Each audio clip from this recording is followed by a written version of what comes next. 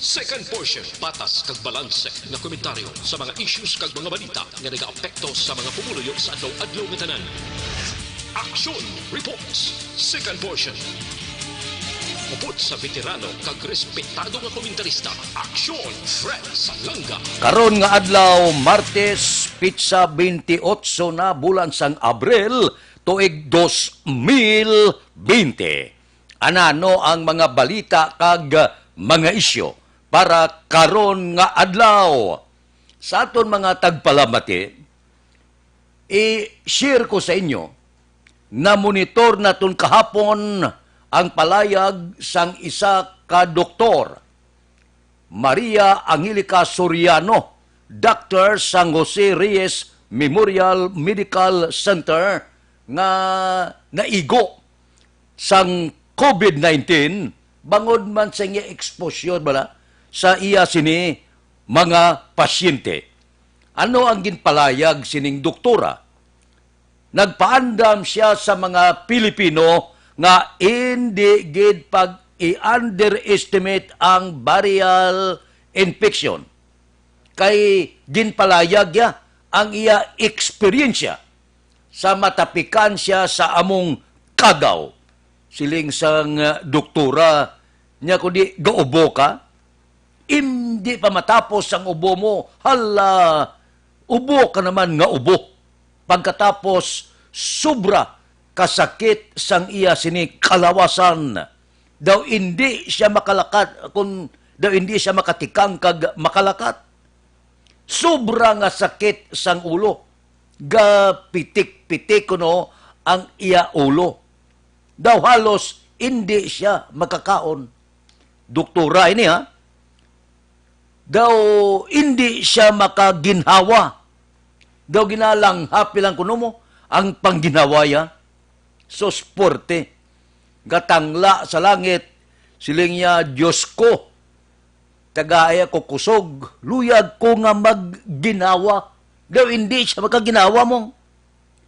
Ti siling niya, luyag ko i-share ini nga eksperyensya sa mga Pilipino. Hindi lahog-lahog niyang ining balatian kagkagaw nga COVID-19. Daw mahunos ang ginawa mo. Luyag ka maginawa, daw hindi ka makaginawa.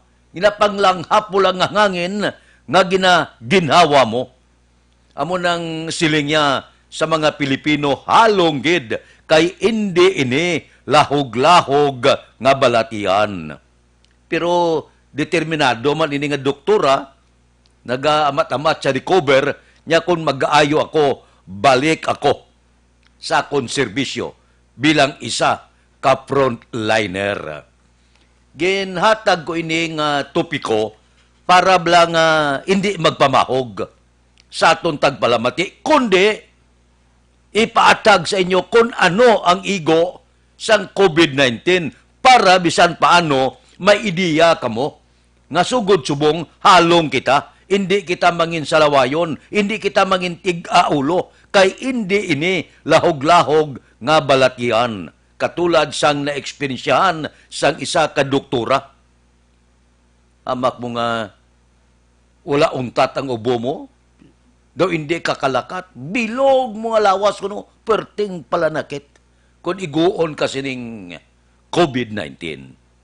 Kabay pa nga magasirbi ini nga leksyon, nga hindi nyo pag-ibaliwala ini. Kaya kung maigo kasi ning balatian, daw mahunos ang ginhawa mo. Aksyon Radio Philippine Standard Time, las 6:39. Mabalik kami pagkatapos ini. Good morning, kaibigan. Para labanan ang banta ng COVID-19 sa ating bansa, mahalaga ang kooperasyon ng bawat isa.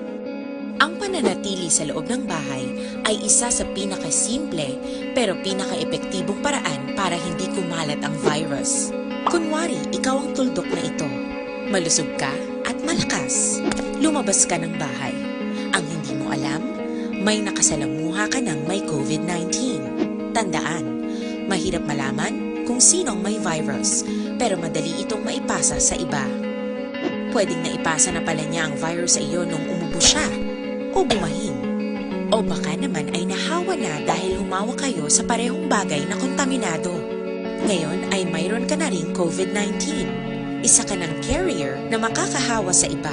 Dahil maaaring ilang araw pa bago lumitaw ang sintomas na ubo, sipon, hirap sa paghinga at lagnat.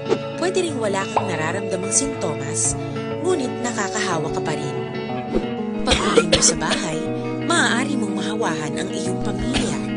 Kasama na rito ang lolo at lola mo o ang mga magulang mo na may edad.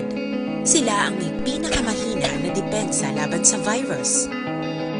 Ang mga may sakit sa puso, diabetes, high blood, at iba pang pre-existing conditions at mga buntis, mahina ang panlaban sa COVID-19. Kapag na-infect ang taong mahina ang immune system, posibleng magkaroon siya ng malalang karamdaman at kailanganing dalhin sa ospital. Sa patuloy na paglabas ng bahay at pagpunta sa pampublikong lugar, tinatayang maaari kang makahawa ng 3 pang tao at sila makakahawa ng mas marami pang iba. 20% ng mga nahawa ay maaaring maospital at dadami ng dadami ito habang mas kumakalat pa ang virus. Bukod sa dumaraming COVID-19 patients, marami pang ibang may sakit ang nasa mga pagamutan. Ang mga pasyenteng malubhang-malubha na ang karamdaman, hindi na maaasikaso. Wala ring lugar para sa mga pasyenteng may ibang karamdaman. Kaya nating iwasan ang patuloy na pagkalat ng COVID-19 kung iisipin natin ang kapakanan ng iba. Kailangan nating isipin at kumilos na parang bitbit na natin ang virus para hindi ito kumalat pa sa iba. Sundin ang social distancing. At hanggat maaari, manatili sa loob ng bahay. Kung talagang kinakailangang lumabas, panatilihin ang 1 metrong layo sa ibang tao. Maging malinis din sa katawan at sa kapaligiran. Parating maghugas ng kamay gamit ang sabon at tubig. At i-disinfect ang mga bagay na madalas hinahawakan. Ang mahalaga, mapabagal natin ang pagkalat ng COVID-19. Para mas kakaunti ang mga kailangang magpa-ospital at mabawasan ang mga Pilipinong magkakasakit. Magiging epektibo lamang ito kung mananatili tayo sa bahay. Sundin ang social distancing. Isang maliit na sakripisyo para sa buhay ng kapwa nating Pilipino. Tulong-tulong tayo.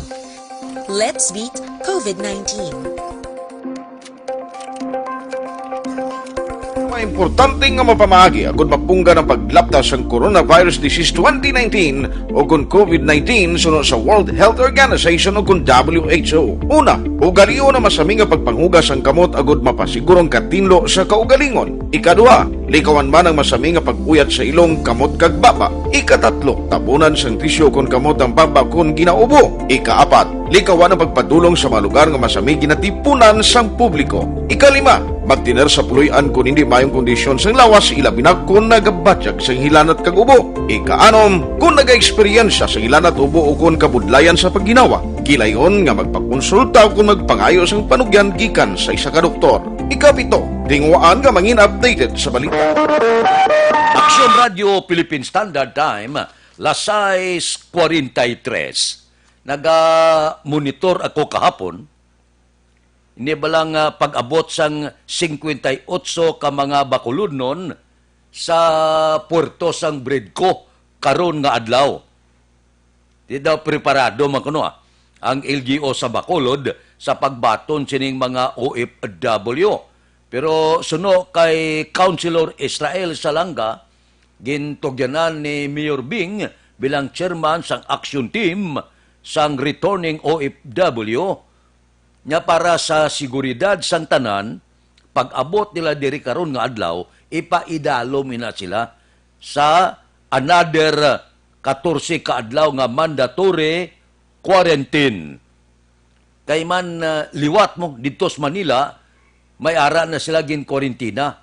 Pero siling ni Councilor Israel Salanga, dapat pag-abot dire, ipaidalom sila liwat sa 14 ka adlaw. Mandatory nga kwarentina nga aman. Bangod, hindi sa luyag nga matabo sa Bacolod at ba lang natabo sa probinsya sa Negros Occidental nga may duwa ka mga OFW nga gin papauli dire, sus nagpositibo sa kagaw, apisar nga may health clearance sila. Isa pagid ang palayag kag luyag ipalinton ni Konsyal Salanga nga sa liwat abi. Kinahanglan kung may ara ginman nga idulong diri sa Bacolod, kinahanglan magpahibaloman, may koordinasyon man. Mapati ka mo kag sa hindi nag-abot ining mga OFW naton nga mga kauturan. Manugabot na wala pa kabalong Bacolod kag Negros Occidental. Ambot silingon kulang sa koordinasyon. Kinahanglan may koordinasyon ini mo. Di karon pag gusto ka lang papauli di sa mga OFW nga wala kabalong probinsya kag ang syudad sa Bacolod. Di kundi may problema kita. Una nga problema, wala kita ka preparar kundi enta sila ibutang agod i-kwarentina. Ikadua nga problema, wala kasiguruhan kung ini sila nagabit-bit sang kagaw. Tiyan mo ina nga kinanglan, ipakwarentina, swab testing sila. Pero tiyan may problema gini, nga kung wala kabalong probinsya ka Bacolod, gasala-sala ka mo, kung anong himuon mo, kadelikado pangadaan. Pagkatapos, pinsarabla, pananglitan, magpauli, wala man nato ginapangayo, basi ang pila sila, apektado sang COVID-19, tapos kita, basulon kita sa Bacolod nun, yung nga papauli nyo na di nga, nagtawhay na Bacolod kag Negros, gindugangan nyo pagid sa may mga natapikan sang COVID-19. Ambot silingon, wala naton ginapanginwala, wala naton ginasikway, ang aton ya pumuluyo. Siguroon talang, nga ini sila, wala sang ilabit-bit nga balatian. Pagi sa pagi sa koordinasyon, tapos na, tawag lasla sa probinsya kag Bacolod, may papulion kamuda, may ari di sakgatos ng mapauli da, nakagin na sila kwarentina. Pagkatapos na dipindi sa inyo, pag-abot nila, kwarentina nyo liwat para por sigurado. Inablang gulpihon ka lang, wala kakabalo, gulpi lang niya. Ang nagapatigayon dito sa Manila, nyara na, maabot na sila. Di ka lumpat-lumpat kay mo ya, wala kakabalo kung imuon mo. Wala ka preparasyon kay man, wala sang koordinasyon. Pero, sa likod sina, preparado ang syudad sa Bacolod. Aksyon Radio Philippine Standard Time, las 6:47 na. Mabalik kami pagkatapos ini.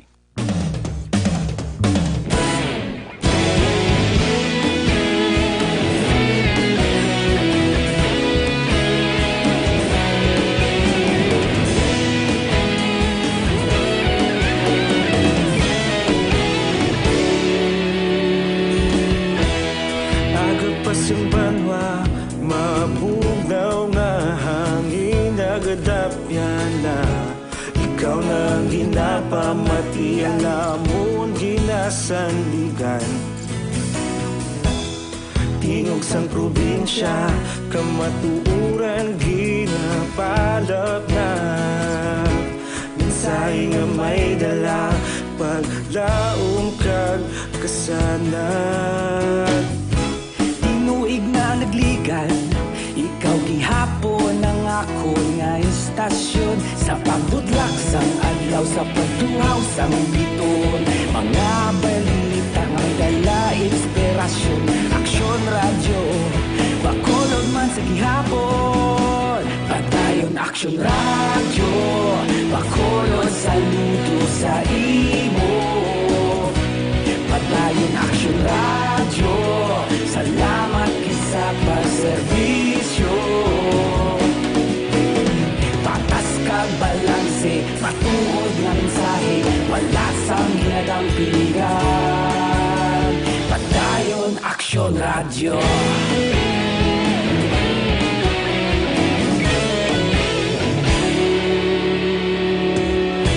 Bacolod nun kag Negros sanon inyong pamatian. Istasyon nga nagapalaplag sang kamatuuran. Mabakod nga prinsipyo, reporter handa sa serbisyo. Kahapon, karon kag sa gihapon, kita magapadayon. Tinuig na nagligan, ikaw gihapon ang ako nga istasyon. transportasyon, sa pagbutlak sang adlaw, sa pagtuhaw sang bituon, mga balita na may dala inspirasyon, aksyon radyo, Bacolod man sa gihapon, padayon aksyon radyo, Bacolod saludo sa imo, padayon aksyon radyo, salamat kit sa pagserbisyo. Patas kag balanse, matuod nga mensahe, wala sa ginadampigan.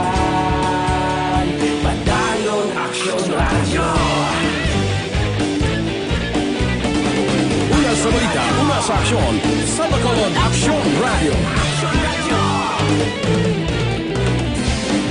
Una sa balita, una sa aksyon, sa Bacolod Aksyon Radio. Ikaulog na na'y sa bisan anong kahintangan, responsable nga pagbalita, pagdayon na ipalaknan, malasig pero sigurado, aksyon na may dala pagpalanggan.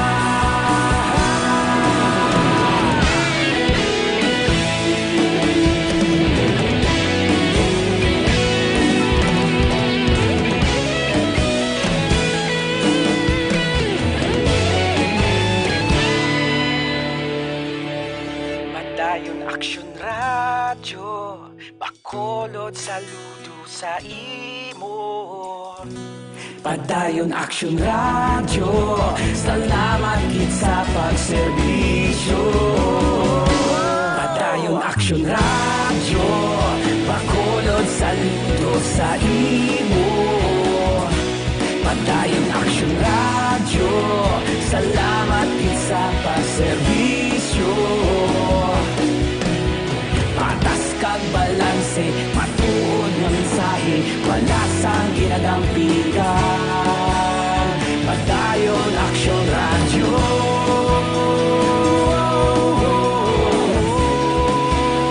Padayon aksyon radyo.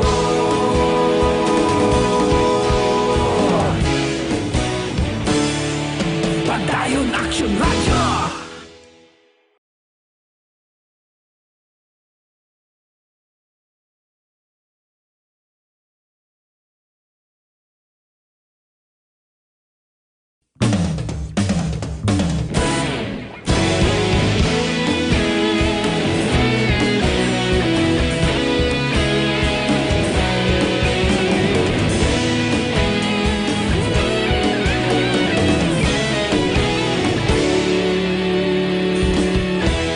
Agapasang banwa, mabugnaw nga hangin nagadapyan na. Ikaw na ang ginapamatian namon ginasandigan. Tinog sang probinsya, kamatuuran Aksyon Radio Philippine Standard Time, Lasay 53. Damanaog na kita, no? Sa General Community Quarantine ang probinsya kag syudad sa Bacolod. Ang probinsya nagdeklarar na Bacolod, wala pa ta kabalo kung saan siya. Madeklarar kung ano nga adlaw, pila ka semana ang General Community Quarantine naton. May ni kay medyo mamulubag ang gawa. Pwede mag-abre ang pila ka mga establishto komersyal, mga mall naton, kag iban pa. Makabalik-balik biyahe. Pero sa mga jeepney driver naton, taxi driver naton, hindi tanay prepara daan sa lakyanta. Pero wala tonta panugyan ni Presidente Rodrigo Duterte. Kaya may ara siya panugyan mo, posible karon o buwas sa mga local government unit kung ano ang panugutan. Kaya makonsulta pa siya sa Departamento sang Transportasyon kung sino, ano ang makabiyahe kung ipaidalom na sa General Community Quarantine ang pila ka mga lugar kag probinsya sa bilog nga pungsod Pilipinas. May mga guideline pa na, ulaton ta ang final nga guidelines nga ipagwa. No? Agod nga wala na blasang binungguan ay, wala na binasulay kay kumadakpan na wala na sang irason pa kon may ara na final guidelines kon ipapanaog na kita sa general community quarantine, no? Ulat kita. Ulat tonta ang tanan-tanan nga guidelines pagsulundan para wala na koskos balungos. Porte, no? Kabay pa. Bisan paano nga matapna na ini. Hindi kita kabalik sa normal na nga pagpangabuhi mintras tanto nga wala pa sang vaksin nga madiskubrihan kapon nga monitor ko. Isa pa katuig no sobra. Kag matukiban ang vaksin sini. Di ko mamuna partikalawig, hindi pa gidi isa katuig sobraman nga hindi mangin normal ang aton pagpangabuhi. Sos do makakululuba man ini nga klase balita. Nga tunan man ko no. Santanan nga mangin mang alamon sa bilog nga kalibutan pero siling nila hindi man ni madali-dali kabudlay sini nga kagaw ang coronavirus. Amak mong epekto ya sa aton. Sa bilog nga pumuluyo, manggaran ka man, imol ka man na, igo tanan na. Wala gapili ang kagaw ko sinong tapikan niya. O galing nga mula na, madamo gini. Ang igo, ginagutom, madamo wala pagkaon, madamo wala makabaton benepisyo, nga gapang hakroy subong. Ti lantawabla. Bisan nga aton mga manunudlo sos por Diyos. So, may lang nga manunudlo sa gobyerno kasi sige sweldo. Ang sa pribado ay kaluluoy gid.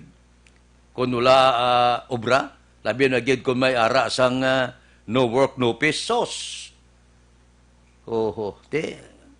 Kahapon na monitor ko, gaayo man sila sa mga pribado nga mga manudo niya, lakit mga media-bida sa social amelioration program, tagaay man kami bulig.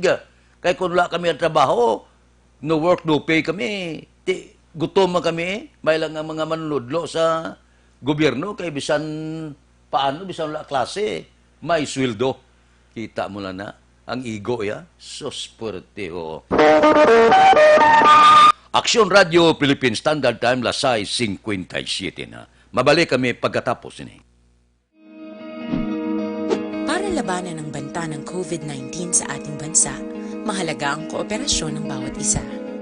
Ang pananatili sa loob ng bahay ay isa sa pinakasimple pero pinaka-epektibong paraan para hindi kumalat ang virus. Kunwari, ikaw ang tuldok na ito. Malusog ka at malakas. Lumabas ka ng bahay.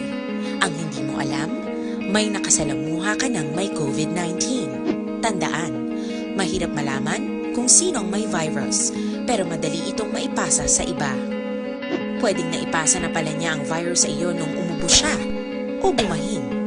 O baka naman ay nahawa na dahil humawa kayo sa parehong bagay na kontaminado. Ngayon ay mayroon ka na ring COVID-19. Isa ka ng carrier na makakahawa sa iba. Dahil maaaring ilang araw pa bago lumitaw ang sintomas na ubo, sipon, hirap sa paghinga at lagnat. Pwede ring wala kang nararamdamang sintomas, ngunit nakakahawa ka pa rin. Pag-uwi mo sa bahay, maaari mong mahawahan ang iyong pamilya. Kasama na rito ang lolo at lola mo o ang mga magulang mo na may edad. Sila ang may pinakamahina na depensa laban sa virus. Ang mga may sakit sa puso, diabetes, high blood, at iba pang pre-existing conditions, at mga buntis, mahina ang panlaban sa COVID-19. Kapag na-infect ang taong mahina ang immune system, posibleng magkaroon siya ng malalang karamdaman at kailanganing dalhin sa ospital. Sa patuloy na paglabas ng bahay at pagpunta sa pampublikong lugar, tinatayang maaari kang makahawa ng 3 pang tao at sila makakahawa ng mas marami pang iba. 20% ng mga nahawa ay maaaring maospital at dadami ng dadami ito habang mas kumakalat pa ang virus. Bukod sa dumaraming COVID-19 patients, marami pang ibang may sakit ang nasa mga pagamutan. Ang mga pasyenteng malubhang-malubha na ang karamdaman, hindi na maaasikaso. Wala ring lugar para sa mga pasyenteng may ibang karamdaman. Kaya nating iwasan ang patuloy na pagkalat ng COVID-19 kung iisipin natin ang kapakanan ng iba. Kailangan nating isipin at kumilos na parang bitbit na natin ang virus para hindi ito kumalat pa sa iba. Sundin ang social distancing. At hanggat maaari, manatili sa loob ng bahay. Kung talagang kinakailangang lumabas, panatilihin ang 1 metrong layo sa ibang tao. Radyo Philippine Standard Time, pangot kita sa takna las 7, standby na. Sa aton Aksyon Balita Morning Edition, liwat magadulong sa aton sa mga balita lokal, national, international, sports, kag artista. Upon kita, Aksyon Boy Duran, kag Aksyon Dorel Cabato, Aksyon Fred Salanga, una sa balita, una sa aksyon, sa Bacolod, Aksyon Radio.